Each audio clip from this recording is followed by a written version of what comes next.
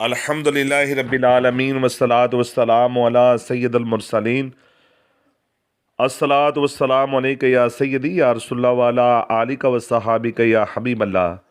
تمام سامعین کو علامہ محمد رمضان قادری کی طرف سے السلام علیکم ورحمۃ اللہ وبرکاتہ۔ واجب الاحترام عزیز دوستو، بزرگوں، نوجوانوں، رجب کے مہینے کی برکتوں کے حوالے سے میں آپ کو بتانے لگا ہوں۔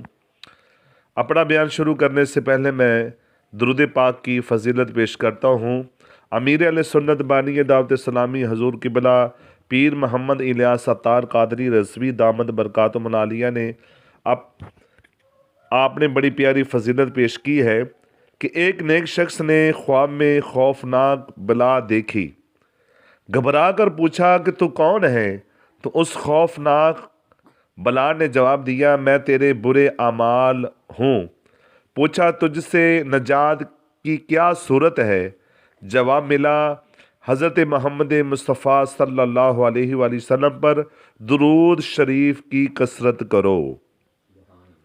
تو نبی کریم صلی اللہ علیہ وآلہ وسلم پر جتنا زیادہ ہو سکے درود پاک پڑھنا چاہیے انسان کو، کہ آدمی بڑی بڑی برائیوں سے بچ جاتا ہے۔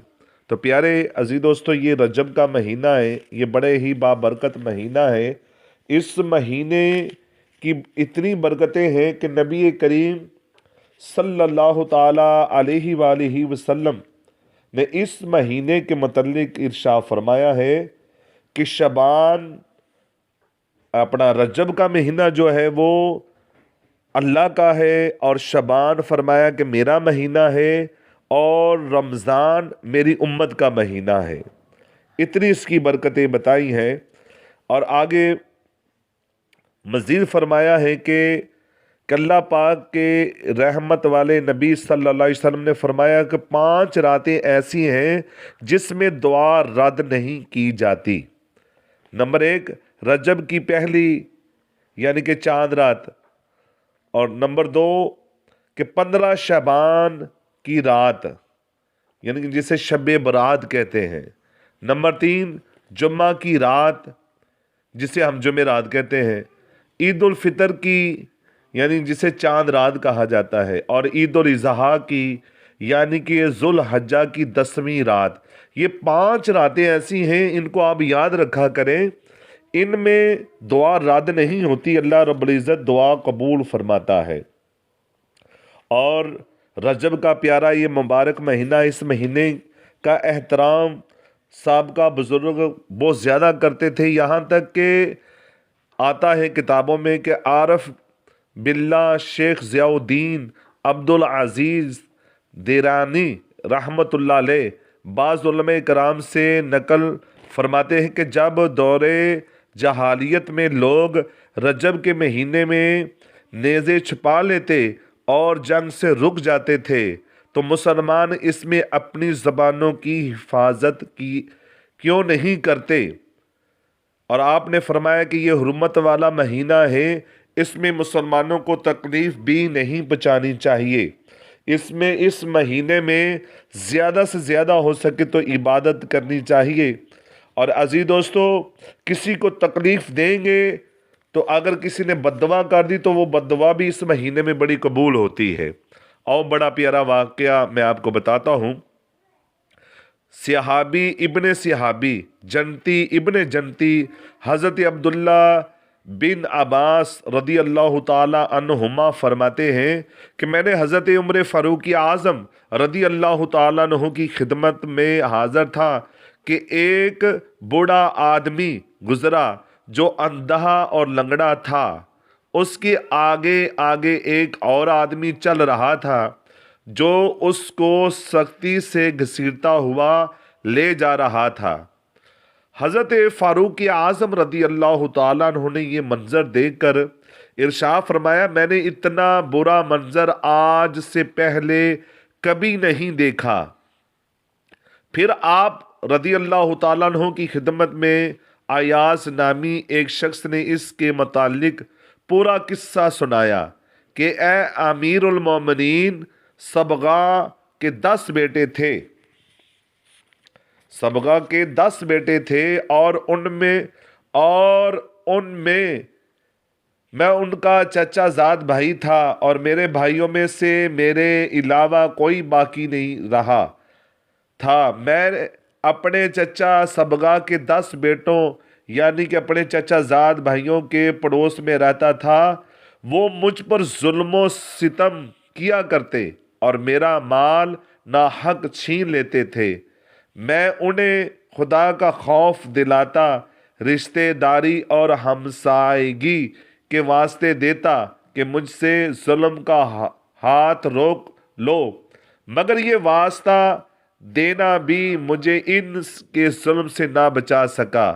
چنانچہ میں نے انہیں ان کی حالت پر چھوڑ دیا، حتیٰ کہ جب حرمت والا مہینہ رجب آیا تو میں نے آسمان کی طرف ہاتھ اٹھا کر ان کے لیے بد دعا کی، اے اللہ پاک، میں دل کی گہرائی سے یہ دعا کرتا ہوں کہ تو ایک کے علاوہ سبغا کے سارے بیٹوں کو ہلاک فرما دے اور اس ایک کو لنگڑا اور اندھا کر دے، اور کوئی ایسا شخص ہو جو اسے سختی سے کھینچتا پھرے۔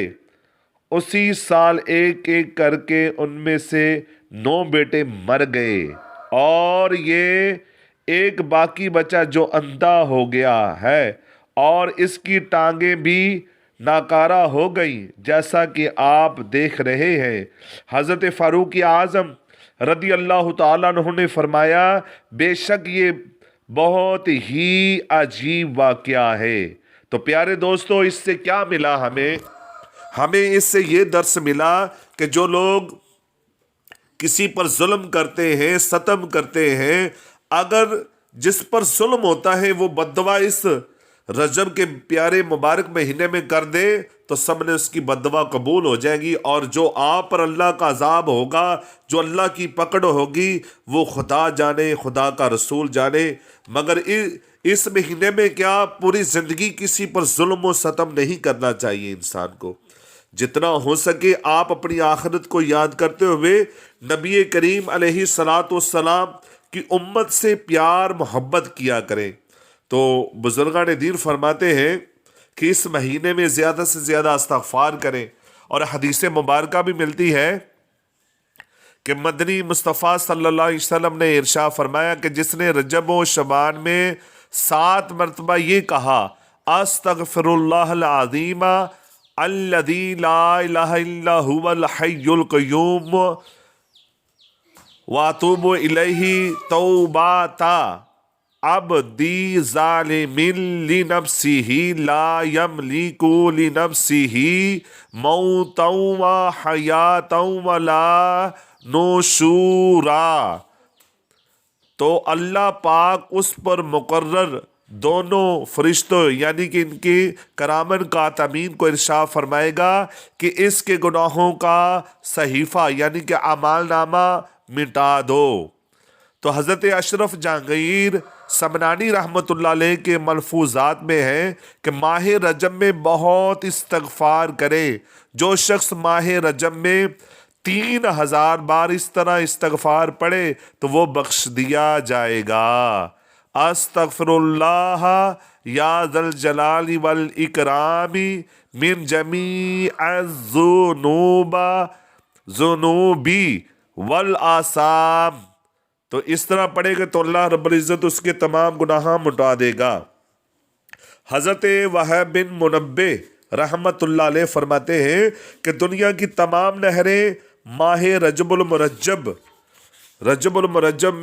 رجب کی تعظیم کے لیے زمزم کی زیارت کرتی ہیں، اور میں نے اللہ پاک کی کتابوں میں سے کسی کتاب میں پڑھا ہے کہ جو شخص رجب المرجب کے مہینے میں صبح و شام ہاتھ اٹھا کر 70 مرتبہ اس طرح مغفرت کی دعا مانگے، اللہم اغفر لی وارحمنی وتب علی، ترجمہ، اے اللہ میری مغفرت فرما، مجھ پر رحم فرما اور میری توبہ قبول فرما، تو اس کے جسم کو کبھی بھی آگ نہ جلائے گی۔